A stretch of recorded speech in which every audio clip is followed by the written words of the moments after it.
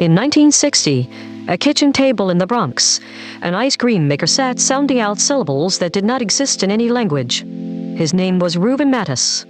He was the son of a Polish-Jewish widow who had sold fruit ice from a horse-drawn wagon, and he had spent 3 decades supplying New York grocers while bigger companies squeezed him off their shelves. His new ice cream would be denser, richer, more expensive, and it needed a name that sounded like none of that had happened anywhere near New York. He settled on 2 invented words, Häagen-Dazs.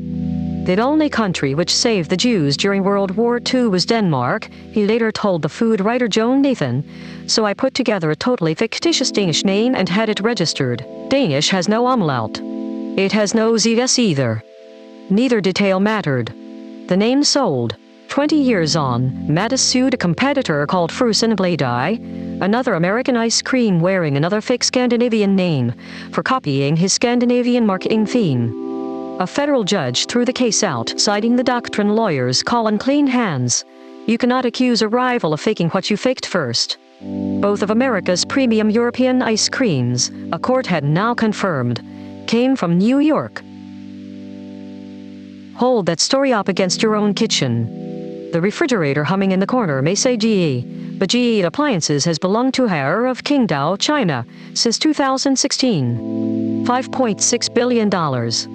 The coffee you grabbed at 7-Eleven came from a chain founded in Dallas in 1927 and owned from Tokyo since its Japanese licensee rescued it from bankruptcy in 1991. The Whopper at lunch reports to Restaurant Brands International of Toronto. The Budweiser After Work belongs to a B&Bev of Leuven, Belgium, which paid $52 billion for the king of beers in 2008. And the pint of Häagen-Dazs in your freezer, the one with the umlaut that shouldn't exist, is owned by General Mills of Minneapolis. Which leaves us here. The most American thing in the kitchen is the one pretending to be foreign. So the question has to be asked directly. What exactly makes a brand American? Consider the extreme case. Call it the Jeep problem. Every year, the consultancy brand Keys asks thousands of Americans which brands best embody patriotism. In the 2026 survey, 9,720 adults, 1,200 brands, Jeep took first place for the 25th consecutive year. Jeep, born in the 1941 Willys MB that carried GIs across 2 theaters of war. Sold today by Stellantis, a company incorporated in the Netherlands, whose largest shareholder is an Italian family holding company. The most patriotic brand in America, as measured for a quarter-century running, is legally Dutch. If you want to know what it feels like when a brand's nationality actually changes hands, go back to St. Louis in the summer of 2008. That April, August Busch IV, the 4th Busch to run the brewery his family had operated since 1852, stood before a hall of beer wholesalers and promised, in words that would be quoted back at him for the rest of his life, that Anheuser-Busch would not be sold on his watch. On June 11, InBev, a Belgian-Brazilian brewing conglomerate, offered $65 a share. What followed was 5 weeks of something close to civic mourning.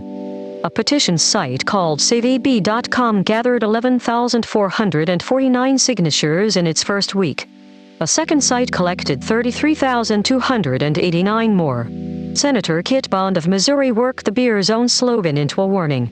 My Missouri constituents say, "This Bud's not for you." An organizer named Ed Martin put it more simply, Budweiser is as American as baseball. On the night of July 13, the board accepted $70 a share, $52 billion.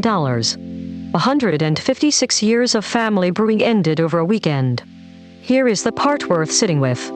Almost nothing a drinker could see or taste changed. The Clydesdale stayed. The St. Louis brewery stayed. The fly-grabbed marketing intensified. In the summer of 2016, Budweiser renamed the beer itself America and printed the Pledge of Allegiance's cadences on the can. Ownership had crossed the Atlantic. The Americana got louder. So where is this brand from? Turns out not to be one question. It is 6. Where was it founded? Where is it incorporated? Where does the headquarters sit? Who owns the shares? Where are the factories? Whose paychecks does it sign? Run Budweiser through all 6 and you get St. Louis, Belgium, Leuven, global shareholders of AB InBev. breweries across the United States. Thousands of American brewery workers. Free answer say Belgian. Free say American. And the label says more American than ever. A brand's nationality is not a fact so much as a column of facts, and marketing gets to choose which row you see. Let the worried side make its best argument because it has won. Ownership is not a costume, it is control. The owner decides which plant closes when demand drops, where the dividends land, which government can lean on the board in a crisis. And yet the record keeps complicating the fear. In the fall of 1989, Sony bought Columbia Pictures for $3.4 billion and Mitsubishi State bought control of Rockefeller Center, and Newsweek put Japan Invades Hollywood on its cover in a kimono-clad Statue of Liberty.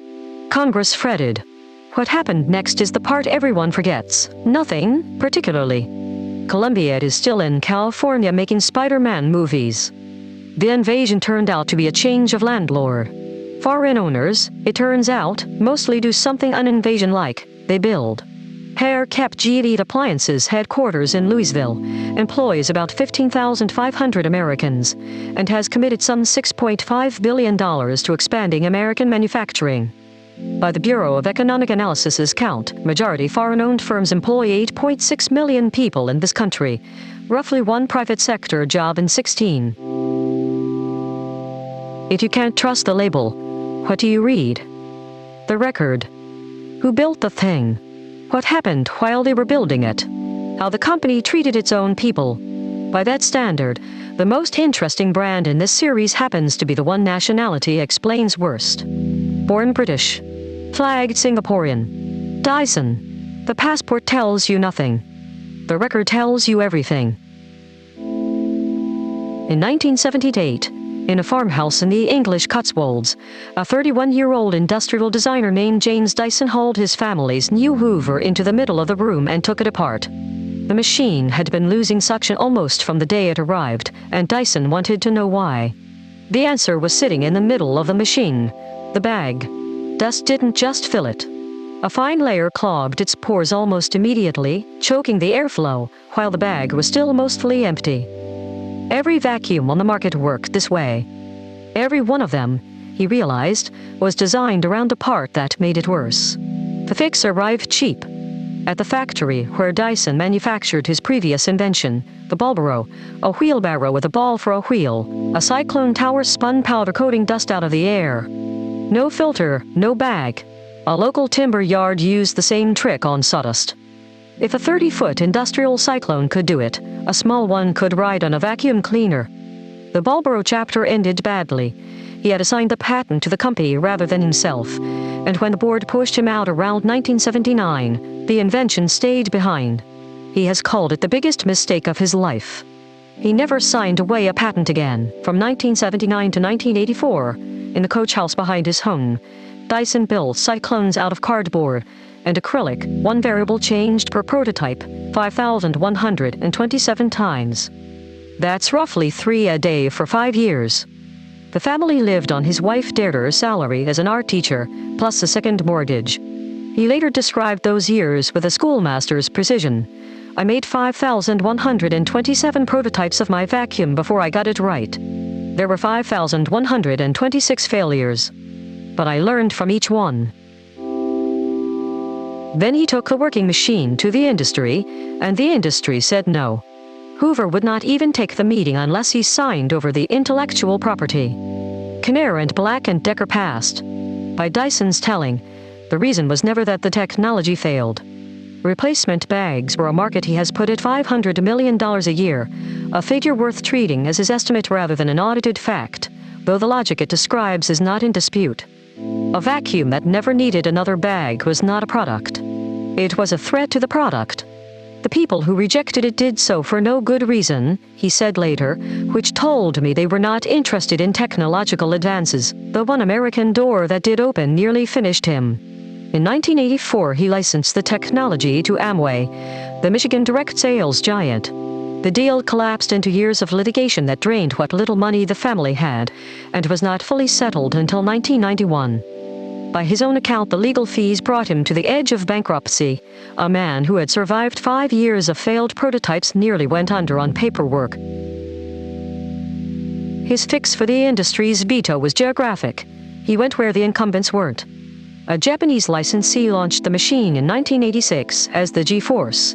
Pink, mail order, roughly $2,000, and it became, of all things, a status symbol in Tokyo, eventually winning Japan's International Design Fair Prize in 1991. The royalties from a $2,000 Japanese curiosity became the seed money for a British company. Dyson Incorporated in July 1991. At 44, 12 years after prototype number 1. One more door had to open, and the person who opened it is worth naming. In 1993, a Lloyd's branch manager named Mike Page pushed through a £1 million loan that looked, on paper, like a bad idea. 14 years of failure, an industry that had passed. A 46-year-old borrower. Production started at Bumpers Farm in Chippenham, Wiltshire. The DC-01 launched that year at about £200, roughly double the market price, under a slogan that named the enemy directly.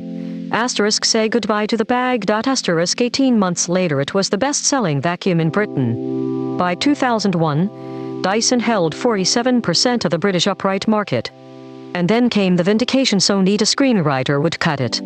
Hoover, the company that had demanded his patents as the price of a meeting, launched a bagless triple vortex of its own. Dyson sued. In October 2000, the High Court found Hoover had infringed his patent, and in 2002 Hoover paid £4 million in damages plus £2 million in costs. America fell faster than Britain had. Dyson entered the U.S. in 2002 with the DC-07 at $399 and up, in a country where vacuums averaged $95 to $125. The price was so far above the category that retailers initially treated it as a curiosity. Within 3 years, the curiosity held 21% of the market by value, while Hoover slid from 25 to 16. By 2005, the challenger was outselling the incumbent in the incumbent's home country.